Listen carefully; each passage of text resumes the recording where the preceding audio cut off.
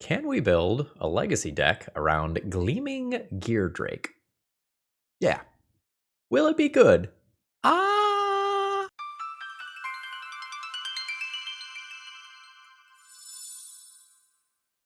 Hello folks, Phil Gallagher, aka ThrabenU here for another legacy video, and today Isaac has challenged me to build a Gleaming Geardrake deck in Legacy. Gleaming Geardrake, Gleaming Gear... okay, not gonna say that one 10 times fast. So this is an interesting creature. Any creature that has the ability to scale itself up is worth paying attention to. And this also comes with a friend. When it enters the battlefield, you investigate, meaning that you get a clue token. It comes with something that can innately scale itself up. And Legacy of this point many years past used to relatively commonly see Sprite Dragon in Delver decks as a way to close out the game, as every time you would go and cast a cantrip, the creature would become bigger and bigger, and the cantrips would lead to more cantrips, and you get the idea. But cards like this and Young Pyromancer have gotten more and more phased out of Legacy. So Isaac sent me an initial pile of cards that wasn't really a deck list, but was more like a, hey, is there anything here? Build around this card. So this was Isaac's original pile, and I say that in the most lovingly way possible. And the general idea was build around this card, and Isaac's idea was to put this alongside the Painter Grindstone combo, as you can have these aggressive elements, and you can use the Goblin Welders to like sacrifice things in and bring other things back to kind of loop cards for the Gleaming Geardrake.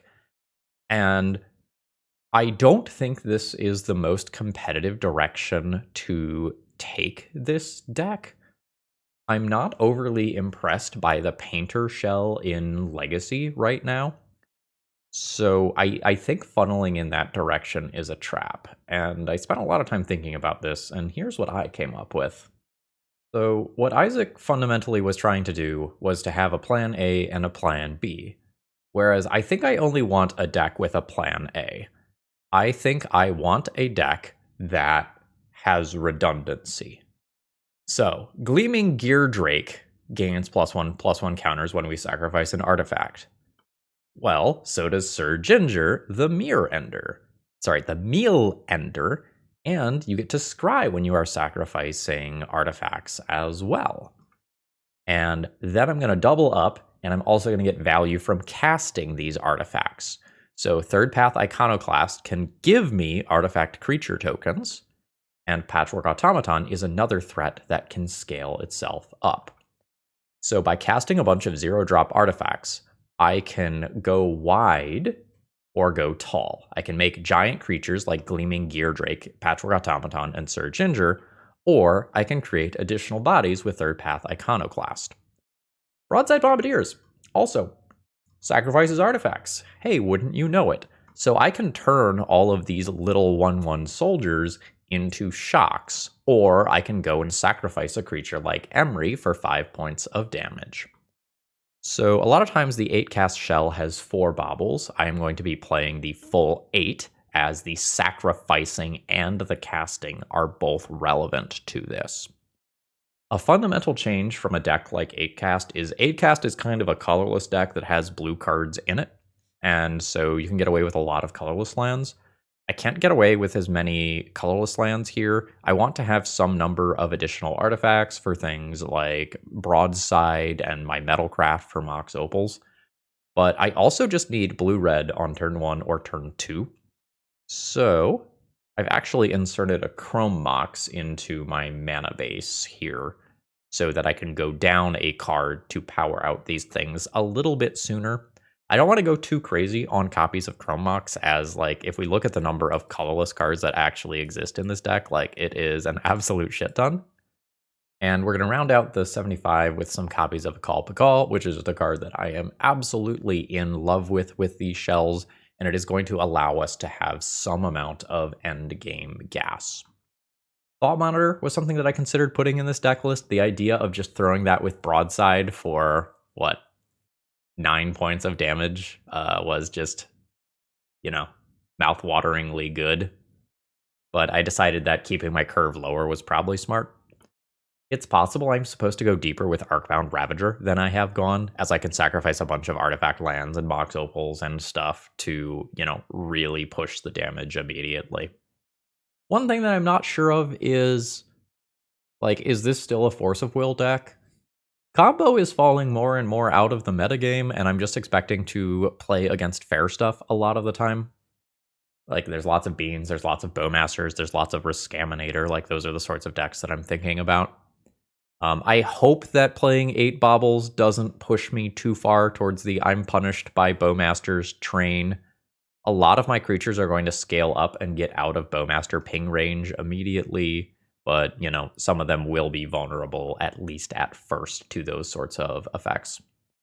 So yeah, we'll see if I can get away with not playing actual factual counter magic today. It's possible, even if I don't Force of Will, I need some Metallic Rebukes or something like that to round things out. But this is kind of where my head is at in piloting this deck. And we'll see how good essentially our Izzet aggro deck built around Gleaming Geardrake is. And if you enjoy what you see today and find that you need any cards, please consider checking out toamagic.com. That is Tales of Adventure. They sponsor me and a lot of other great folks. If you want free shipping and you want those cards to you fast in a single envelope from one person, check out toamagic.com. And while you're doing it, use promo code ThrabenU to save a little bit on your order. Let's battle. I've got lands and spells. This hand's a keep. I've got to figure it out from there. I can Metalcraft on turn 1 and Akal Pakal? Yeah, that seems fine. Yeah. And I'm not getting maximum cast value off of this, but I'm going to restock, metaphorically speaking. Akal Pakal? Force Pitching Ponder. So now the question is, do I crack these immediately? If I crack these immediately, I am taken off of Metalcraft. I only need 1 artifact. Let's wait because of grief. But I think I crack these on my opponent's turn, take my redraws. Or maybe I just crack 1? Cracking 1 is reasonable. Delverino, you got it. Yeah, cracking 1 means that I always can cast this. So let's look at a random card in your hand. Pyroblast, main deck. All right. There's the Gleaming Geardrake here. So we go, yeah. I think I cast that one here. Yeah. All right, so we investigate, and I can crack this clue. I think I'll do this now. Just scale this up immediately. Make it so I don't care about Bowmasters. Delver's not flipping. Grief versus Bowmasters. Guess this is fine. So I've immediately made a 3/3 flyer. We're not out of lightning bolt range yet, but we're doing good work. All right, there's the Pyroblast. Sure. Delver does not flip. Now with any artifact or any 0-drop castable spell, I just get to play both of my creatures. And you're innately an artifact, so you can come back via Emry, which is pretty hot. So no shuffle on the Delver, so Delver presumably flips next turn. Lotus Petal is fantastic. So let's play in Iconoclast, cast a spell, make a friend, and then play an Emry. Emry mills a Tormod's Crypt.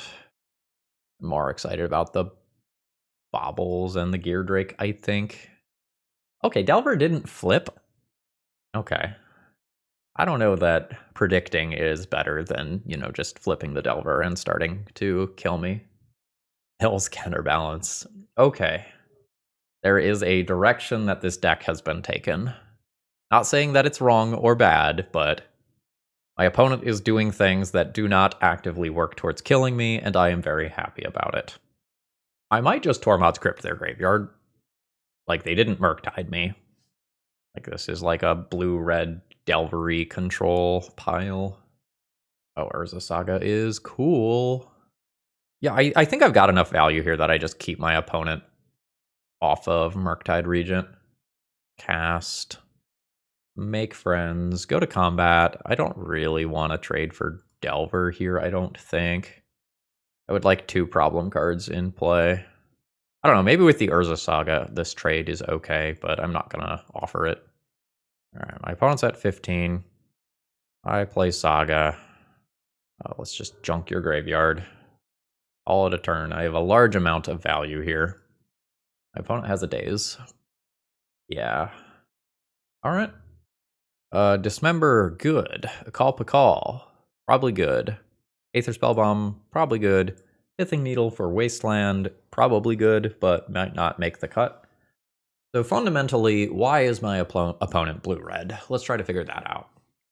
So if I were playing blue-red, which I wouldn't be because Orcus and Postmasters is really good, but if I was playing blue-red, we've seen Counterbalance, we've seen main deck Pyroblast, sideboard, Price of Progress is possible, maybe Ethereal Forger. There's got to be some other threat. I guess it could be like Delver, DRC, Murktide, main deck Brazen Borrower, maybe main deck True Name. Let's go Ravager out, because it's very possible I just like lose everything to a meltdown anyway. Syr Ginger doesn't have real protection, right? Yeah, no. Go a Chrome Mox out, that seems expendable. My cards are generically just kind of reasonable, so I'm not entirely sure what to do. I think I'm just going to trim 2 creatures since I'm bringing in a different source of card advantage. And then maybe some of this stuff is just a little bit too deep. This is great as long as I don't get wastelanded. All right, my opponent is on 5 cards. Sure. Now I can get dazed on this Patchwork. That's fine as long as I don't get wastelanded, because I can just follow up with Akal Pakal. Now I just don't want to get dazed. So let's play this Lotus Petal and play Patchwork Automaton around daze. Yeah. All right, there is a Force of Will. This is fine. So bam, bam, bam.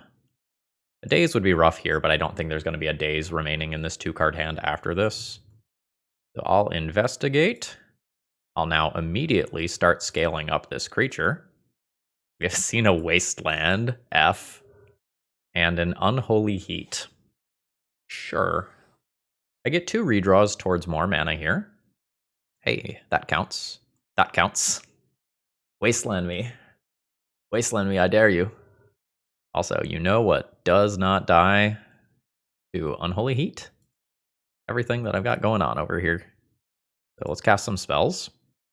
And we're doing this pre-combat because sacrificing this Lotus Petal has real text for the Geardrake. Now we'll sacrifice this. Continue to scale this up. All right, we have seen the Unholy Heat again. I attack for 5. My opponent's at 14. I do this Akal Pakal thing. I'm just looking for a mana source that allows me to do Urza Saga. This is kind of hot, folks. I'm not going to lie. Draw Syr Ginger. Sure. Aw. It's fine. There's only 2 card types in Graveyard for Unholy Heat purposes. So what is the wording here? Whenever an other artifact you control is put into the graveyard from the battlefield. Okay, got it. We're probably playing that into Unholy Heat. Although, actually, I think I'm supposed to just do 1 more point of damage this turn. Like, play Seat and then Clue. To not let my opponent put an additional card into graveyard. But I think now that I've made the mistake, I'm just going to lean into it. Do this thing. I'll take a Bobble. Opponent did not kill Syr Ginger with Unholy Heat. So I imagine that this one is over. Man, a tapped land is rough there. Oh, okay, there's a Lightning Bolt and an Unholy Heat. That's fine, I just have lethal already. So we go, yeah, yeah. Yeah, so we crack this, crack the Clue, and that is just lethal on turn 4. Okay, good first showing for the deck, but I think my opponent mulliganed, they had rough mulligans in the second match here, and more generally, I don't know that like this whole counterbalance main deck Pyro Blast thing is good. It's worth testing. Anything's worth testing, but you know, let's temper expectations until we have a couple more wins on the board. Today's video is sponsored by TopDeck.gg. They're an awesome company that runs an awesome tournament series. If you would like to play for prizes such as Time Twister, check out the Top Deck Championship Series. It's run using their patented Command Tower software, which is awesome for EDH events, although you can use it for anything. Your players can scan QR codes and then get real-time standings and seamless pairings for their event. If you're looking to step up your local tournament game, check them out. Okay, this one's weird. I have a lot of potential scaling here, but this hand is slow. I can't do a thing on turn 1, even if I draw like a Mox Opal. Guess I could Chrome Mox and that could do it. I think I'm going to mulligan. This hand's good. I think I get rid of the Ravager. Yeah, this is just going to like produce either a turn 1 Patchwork or a turn 1 Emry. Probably Emry. Chrome Mox is interesting. I'm willing to YOLO. This YOLOs really well. 1-1, 2-2, 3-3, 4-4 with 2 redraws. I think this YOLOs well enough that I YOLO. So imprint, Patchwork. Oh yeah, we're YOLOing. Auto yield. And I assume all this stuff is going to resolve, leaving me with a 4-4, and I will draw these cards immediately. Okay. Opponent is on Doomsday. I guess that means I should have waited on the second one, but like Bowmasters is a very reasonable Magic the Gathering card. Let's see if my opponent has like the Dark Ritual to go immediately. What does this card actually do? Search your library for a basic land card, put it onto the battlefield tapped. Okay. That is one of the first times that I've just seen that card actually cast. So which way do I want to do this? I think the way that produces more power is the way that I want to do this. So this hits for 4 and then 6. My opponent's at 15. A Doomsday halves their life total, so we're not quite to lethal, but we're very close. So I think opponent either needs to Doomsday this turn and win the following turn, or Doomsday next turn and win the next turn. All right. So I will Urza's Bauble and get some triggers. What's going on in your hand over there? I've seen the Doomsday again. So this is 7 with lethal on board. One's at 8. I don't have any like counter spells or whatever that I'm digging towards here, so this card's not actually really relevant. But I'll take my free card. This is an artifact, so I'll take the artifact here. Island Cycle's fine. Another thing that could happen is that my opponent could just play something like the One Ring, and that's another way to continue surviving. All right. I got nothing for Thoughtseize. I'm F6'd. If you can win, you can win. There is the Doomsday. Let's take a quick look at the exile pile here. My opponent can probably win. All right, so this is an Uro and the One Ring build.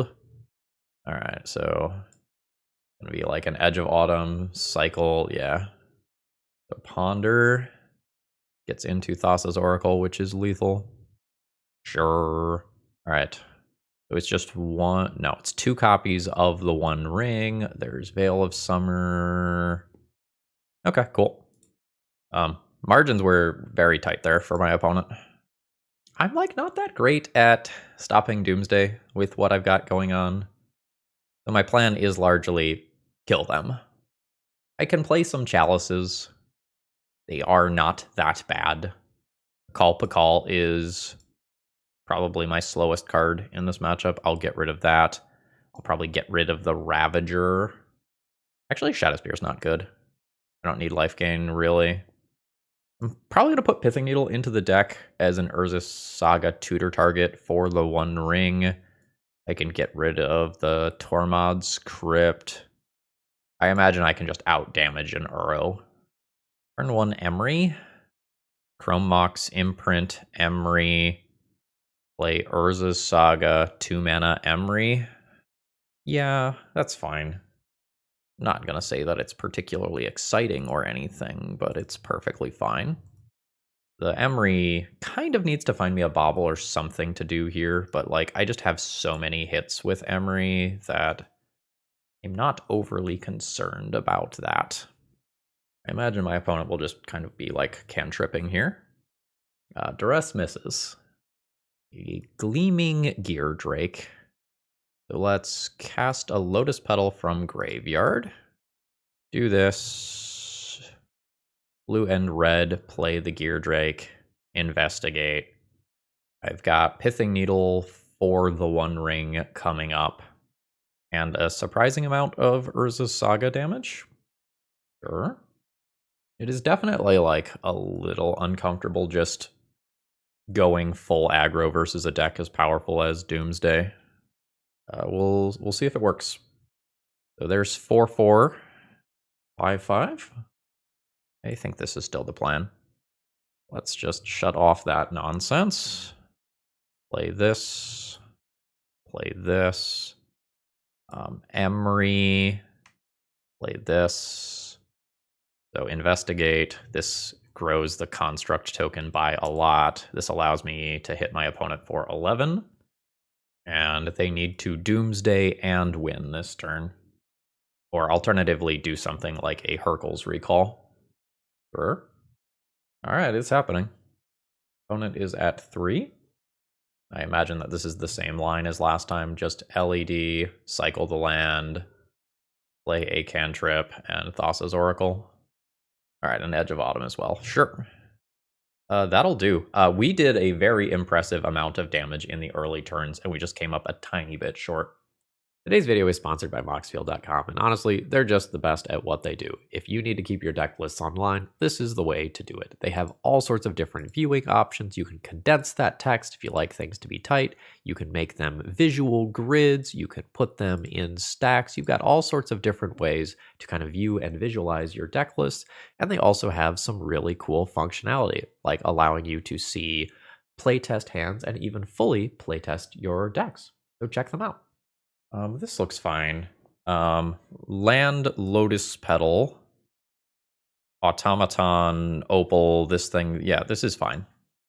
And I think I am valuing number of times Patchwork Automaton scales rather than keeping the Lotus Petal around.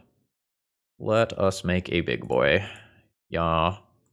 What's going on in your hand? Hello. Love that for me. All right.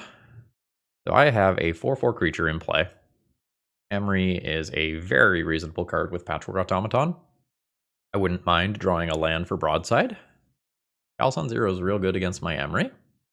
And my opponent's artifact mana is going to be shut off, and I have a 4/4 clock in play. So that's a thing. I think it's this one first. This is just so much damage. So I'm going to attack for 6. My opponent's at 14. Broadside, your face, sacrifice the Tormod's Crypt and just turn it into a shock. And then next turn I will play Emry, throw Emry at my opponent's face, and my opponent is dead. Or I guess technically they're at 1. Any artifact kills them. That's fine. Third Path Iconoclast. So I get to cast one of these 2 cards. My opponent says you have game 1 for sure. This deck seems super strong. Yeah, this was a good brew. I think I'm going to do this one this turn. Oh, I have to do that the other way. So I am just going to attack with both of these. I'm not going to fling at Magus of the Moon, because if my opponent blocks, I can do cool things. Let's go Broadside at face, just sack a land here. I don't really want to kill Magus of the Moon because it actually decreases the amount of mana that my opponent has.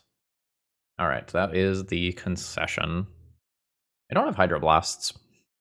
This is a thing. This is a thing. These are things. These are things. Playing against Moon Stompy. Tormod's Crypt could probably come out. Chalice on 0 is hot. I maybe just like cast enough things with Iconoclast and Patchwork Automaton sometimes that it like I'll win through it. Although maybe I Hercules. Maybe I cut some number of baubles in respect of Chalice. Like, what if I do this? This gets me answer to Chalice off of Urza's Saga. alternative card advantage, some early game removal spells, and a Hercules. That seems reasonable. My Mox Opals get a little worse doing this. This is turn 1 Akal Pakal, and I'm 100% dead to Chalice. I think I just mulligan this. This is fine. I'll keep this pitch 1 third path Iconoclast. My opponent's on 5. I'm hoping to dodge Chalice on 0. They don't have a second mana source right now. As soon as I get the second mana source, I don't really care anymore. Now, my opponent can also have Null Rod. Trinisphere. Fuck, that's so good. Well, here's to hoping that I just draw an Ancient Tomb and none of this matters. Oh, okay, that was just all my opponent had. All right, understood. Neither of us is playing Magic right now. Okay, well, this is... Schrodinger's good. It's probably good. All right, now, okay, that's fine. That doesn't do anything. Unfortunate. I will discard some artifact that can come back later via Emry. Actually, maybe that's not true. Maybe I just discard an Emry. Okay, there's an Ancient Tomb. That is fantastic. That means that I can start casting spells. I don't know what I'm getting here. My Chrome Mox is in my hand, which is rough because that is a card that I would love to put into play here. That probably means that I just get a Mox Opal. Probably just means that I get a Mox Opal despite how good Shadowspear conceptually is. All right. If I go 1, 2, 3 and cast a Chrome Mox, I can put third path Iconoclast under it. And then next turn I have 2, 3, 4, 5, maybe 6 mana to actually start double spelling. Okay, I think I actually have a better line. I think I Chrome Mox, imprint this, and next turn I'm going to Haywire Might and get rid of their Chrome Mox. Oh, fuck, this isn't online yet. Ah! I still think I'm fine with this. All right, my opponent is just passing. I think this is worth it. So 1, 2, 3, Haywire Might, pass turn, upkeep, nuke Chrome Mox, and just make their City of Traders into a like very, very awkward thing. Okay, yeah. So I've forced land destruction on City of Traders. Fable's great. I'm just looking for a land here. Didn't hit it. Mana denial at any cost, I think. Is not the way that I saw this game progressing. Get out. Yeah, but I am just waiting for the turn that I just get to play Patchwork into Patchwork. And then multiple Chrome Mox looted away. Brutal. So no spell here. Unless there's a Spirit Guide, which it looks like there's not. All right, fantastic. Lose 2 life. Patchwork Automaton. I think I've changed my mind. I think I Emry here. And then I can bring back Haywire Might to always deal with the backside of this while still scaling up Patchwork Automaton. That's an expensive Chrome Mox. So my opponent could be working towards a 6-drop that matters. Maybe I'm supposed to attack this. Fury, copy Fury is a little rough. All right. Haywire Might. Cast Haywire Might. Scale up. Continue to attack my opponent's mana. I'll offer a trade here. Don't think it's a trade that my opponent wants to take. Oh. I am happy about this. Sure. Den's fine. Blood Moon's fine. Timing. I guess I just like Emry it.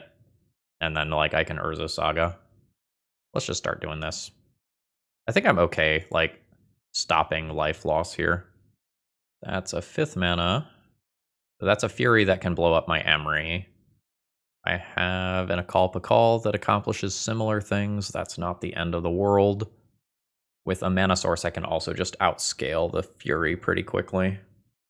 Syr Ginger. Which way is this? Put into the graveyard from the battlefield. Let's just do another on-cast thing here. And be good with this. Oh, that's rough. That takes me off colors in a way that I care about. think he plus on a Trinisphere.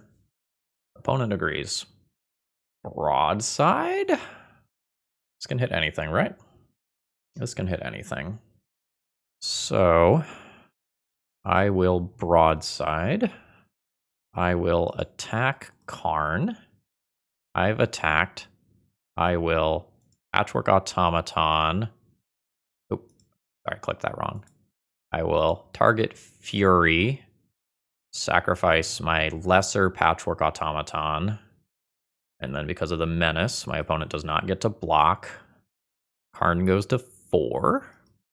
This has been a very intricate game. I imagine this is like an ensnaring bridge that makes my life a little harder. It is. Urkels. I put a basic island in this deck. I think I know the answer to that. I do know the answer to that. Okay. So I think this is bad news for me. I guess I can Pithing Needle the Karn eventually. Hey, scrying. You can go to the bottom. All right, I found it again. So we will cast some stuff, scale up our creatures, continue to play like we have outs, but I really don't. I think because I have no outs, I'm gonna skip ahead for you all. All right, we're many turns later. My opponent is now minusing Karn when they have 6 mana, which means that Mycosynth Lattice happens, and I never get to cast spells again. At that point, I am comfortable conceding. It feels like I could have won this game. I might have spent too much time not killing my opponent and like answering the Chrome Moxen, and I think it was another mana source that I answered when I could have just like been scaling up a Patchwork Automaton that could have attacked. I wasn't really thinking about Karn actively. So Hercules is much less good, I think, than I thought it was. I think when I'm on the play, I just want to kill my opponent. My opponent's still going to be mooning me because I'm an Urza Saga deck. Maybe I just try to go a little bit faster here. Use help with Ensnaring Bridge. You go down like one of these. I need Pithing Needle for Karn now. And maybe this should have been in because they showed me Chandra Awakened Inferno previously. Let's do this. Yes. So this is turn 1, Patchwork Automaton, trigger twice, 1 redraw, turn 2, Akal Pakal. And I don't really care about Chalice and Trinisphere this game because Patchwork Automaton is a hell of a drug. There's the little lad. Scale twice. Do this once. There's a Fable of the Mirror Breaker over there. I would love to redraw 0-cost artifacts. Broadside. Fuck yeah. That's so much damage. Sure. I guess I could get actual factual null rotted. And that would triple sinkhole me. That would be real bad. A braid. Sure. Never didn't have it. Do this. I think I put Akal Pakal into play here. I think I just need the extra gas. I'll attack for 4. I triggered it off a land here. This one? Oh, that's a little awkward. Curving Syr Ginger into Broadside is kind of the dream here. Evoking Fury doesn't kill Akal Pakal. It would kill Patchwork Automaton, but it would cost my opponent their turn. Okay, sure. This is all fine. Okay, it's just the Fable. I drew a new Mox Opal. I can Broadside and kill this Shaman token. Kind of a high cost to do so. I don't think I'm going to do that. I think I'm just going to go cast and scale, sacrifice, scry 1, bottom that, combat, attack, re-trigger Akal Pakal. I'll take this. And now this can't safely attack. It can attack, but it can't safely attack. Was that no loot? Yeah, that was no loot. You can have this. I don't even know if I block because of red removal. Ensnaring Bridge from hand is the scary thing that can happen. Or I guess the final 2 cards being exactly Karn plus Simian Spirit Guide. Alright, it is a bridge. Fuck. Alright. I don't really beat this, right? We've already figured that out. I think we've already figured that out, and I'm just going to concede here. We are bad against Ensnaring Bridge, which is not a meaningful part of the metagame, so I don't really feel bad about that. This seems like it's going to be sweet. I think I just play every card in my hand on turn 1. Right? Ancient Tomb, Syr Ginger. Start playing this other stuff. They both care about when I sacrifice. Yeah, this is sweet. You can even play Lotus Petal first to play around Daze. The plan has changed. I don't think I'm playing around Daze this time since I just have 2 more threats here. I don't care about this threat that much, and I would like to maximize it. So yeah, turn on Metalcraft. This one gives me Scries. I guess I'll play it first. I guess this one's castable off Ancient Tomb. Let's play the one that's harder to cast first. So this is also an artifact. It also scales up Pat. I guess the other one's also an artifact. You know, whatever. Yeah. Yeah. Maybe this deck's good. Always yield to that as well. Volcanic Island. And Scalding Tarn. Sure. I have 9 power in play on turn 1. And it will certainly be attacking for more than that when it comes to my actual turn.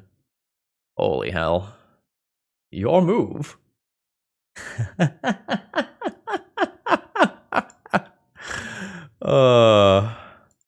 Syr Ginger?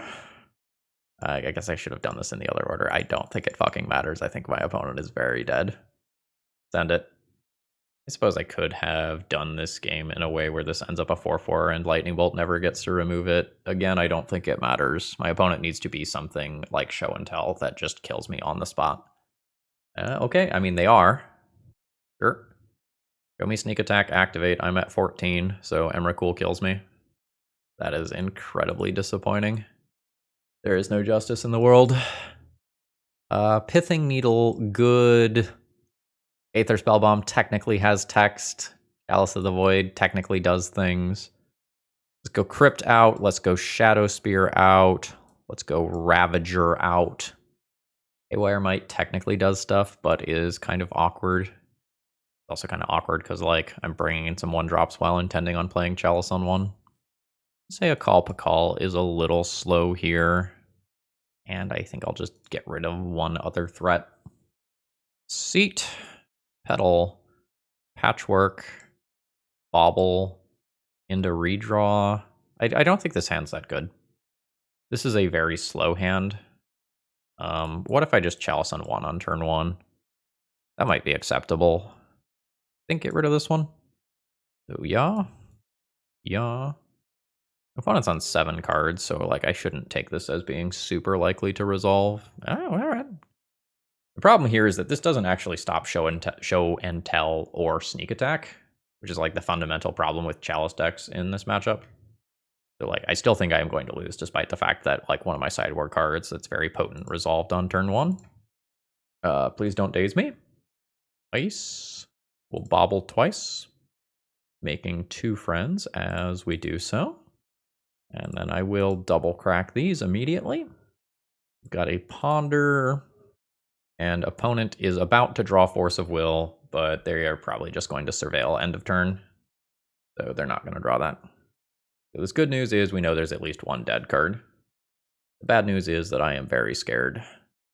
I'm a lot less scared if I draw another mana source. I'm very scared again.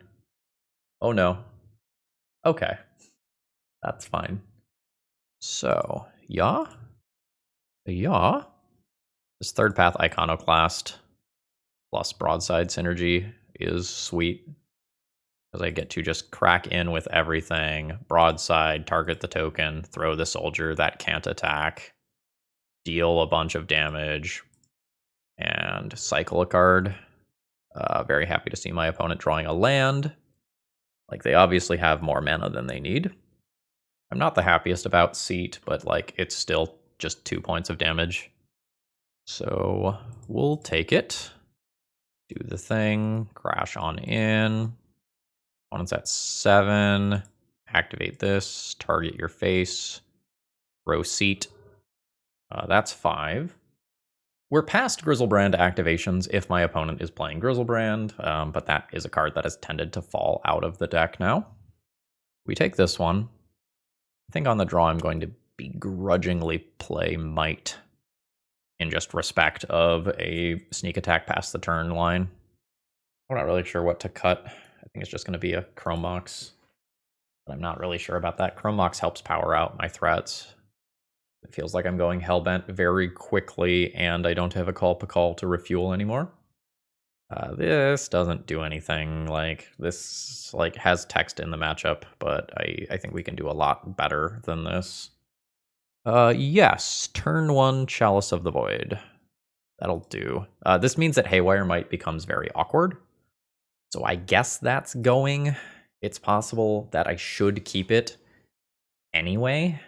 I can put it in off a show and tell, you know, and like sometimes this doesn't resolve. All right, that's a shuffle. That's good news for me. Don't really want more mana here. Let's attempt the Chalice. All right, we're in play. Again, the primary problem here is that like Chalice does not stop show and tell or sneak attack. It is temporary. The secondary problem here is that like I have blue-red cards with entirely colorless lands, but working towards Pithing Needle off Urza's Saga is very, very, very important right now because I cannot cast a Pithing Needle, and I do not want to draw it. So I want to minimize the number of draw steps where I can see my Pithing Needle. So I can Sorcery Speed activate Mox Opal, play land. This is now on to play a Geardrake, and this scales up the construct very favorably. Let's see if there's another Thundering Falls. Negative. Sure. This is the big turn where I can eat a sneak attack. I already could have been show and telled last turn, and I wasn't. There's the 4th land. All right, that is a sneak attack. It's in play. I have Pithing Needle coming. Holy shit, we dodged. That's so important. Don't draw Pithing Needle. All right, cool. All right. Activate. Pithing Needle. Sneak attack. Land drop. Cast Bobble. 8, 9, not quite lethal. Broadside. I imagine this is lethal. I haven't mathed it out yet, but it feels like lethal. Send it. After no blocks. Oh, I guess this is damage neutral because it scales this up 1, but detracts from that by 1. So this is 8, 9, 10, 11, 12, 13, 14, 15. Yeah, so not quite lethal. I think I am going to broadside go at face anyway, though. Yeah, just send that. Yeah, you can have your +1/+1 counter, bud. 2. I think I'll leave this in play. So Pithing Needle needs to be removed. Oh, that doesn't matter. Oh, wait, it does matter. Fuck. All right. All right. So, am I dead? I am not dead. However, life is terrible because I know that I am dead next turn. My opponent goes to 8. They draw Emrakul. I just get Emrakuled. I can't tap Ancient Tomb. I think I'm on no outs. Bobble, bobble. Damn. That was a good game. All right. So I can go Volk, Bobble, Emry with some redraws. That's okay. It's not any better than okay. Hopefully it's fine. Let's see how we do here. Emry. I'm an idiot. I'm an idiot. This was a mulligan. Sorry, I got up to start something and I am not dialed back in yet, obviously. Sure. It looks like my opponent just brainstorm locked themselves, thought they were playing against Delver, and conceded. Well, I'm a genius. Tropical Island pass. I think I'm probably just like not going to sideboard. I don't think that's enough information. You know, could be a Rug Delver deck, could be a Beans deck list, could be a combo deck that is splashed green for Veil of Summer. I think I'm just going to try to kill my opponent. I'll mulligan here. I guess. This is not really what I want to see from the hand where my opponent doesn't know what I'm playing yet, and yeah, I don't know. Ponder's fine. I probably have enough respectable top decks that this is just acceptable. I don't love that, but it does allow me to do this. I think I'm going to play out the Lotus Petal so that Mox Opal is live for days. If this gets forced, I just get to play another Emry. It did not. Oh my god, that's absolute gasoline. So I have redraws in graveyard and a scaling threat. That's exactly what I want. That's whatever, that doesn't matter. Tropical Island is not a land that kills Emry usually. Third Path Iconoclast. Sure. Target Patchwork. Cast Patchwork. I think I'm okay with just like throwing this into a daze. Like, I think I'm just good with my opponent returning a land to their hand right now. Well, that's fine. Yeah, I am good with that trade. Temporarily knocks me off of Metalcraft, but I don't really think it's a long-term problem. We'll target an Urza's Bauble, cast an Urza's Bauble, start scaling up. I'll make another land drop, cast a Lotus Petal. This lets me get in for some points of damage, and one of the benefits of having my opponent pick up a land is that now I don't just ram these baubles directly into Orcish Bowmasters. Seems like my opponent is going to be a Beans deck based on what I have seen so far in their Game 1 concession. Sure. I don't really care about Swords to Plowshares on Emry, I just have another Emry. I do care about Terminus sweeping Patchwork Automaton, because Patchwork Automaton hopefully just solos this game. I like that. So let's Emry target a bauble. I wanted to target the other bauble, but I sure didn't do that. So we're going to do this. We'll cast the bauble that I can cast, and now I am going wide and tall simultaneously, which is awesome. Attack for 4. I have Bowmasters to respect, which is a little annoying. Bowmasters is already killing this, though, so I think I'm just going to cycle. Blue Elemental Blast. Sure. All right, opponent gets rid of it. Presumably is going to... No. Syr Ginger. That's a reasonable thing to cast after a board wipe. It's also something that I can sacrifice, potentially, in the face of a board wipe. I don't think, sacrificed Syr Ginger for life, maybe once. What did Ponder do? Ponder chooses to shuffle. Ah, that's what you're doing. Sure. Got it. So now I know what my opponent is doing. I'll just kill them in one attack step. We'll do Yaw for a Geardrake. Put it into play to investigate. I'm fine taking 2 for Syr Ginger. I'm still outside of range of Phyrexian Dreadnought just killing me. Now we'll Emry, target Urza's Bauble, cast Urza's Bauble. This is already a 7/7. I might just like attack through that very quickly. Now these do the thing. And the scrying is super relevant since I am drawing a card with Bauble. Baubles are probably above average. They scale everybody. I can go to 14, and that's also fine. So that scales these up again. I will top that card, draw it, cast. Everything is very large. Sack. Everything continues to get bigger. Yeah, honestly.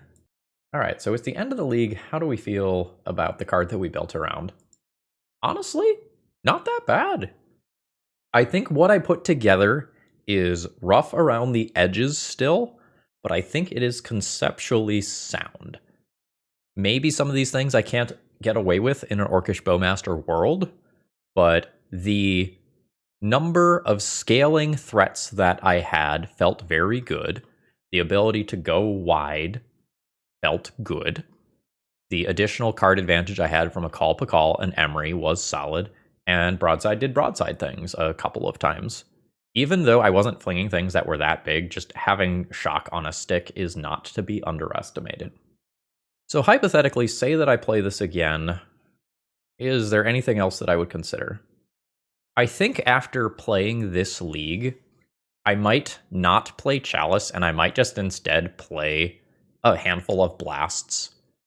Like Pyroblast backing up Patchwork Automaton and other very large aggressive threats, even if it's just saying no to a cantrip, is respectable. And if it says no to like a Murktide Regent or a Show and Tell instead, that's probably very actively good.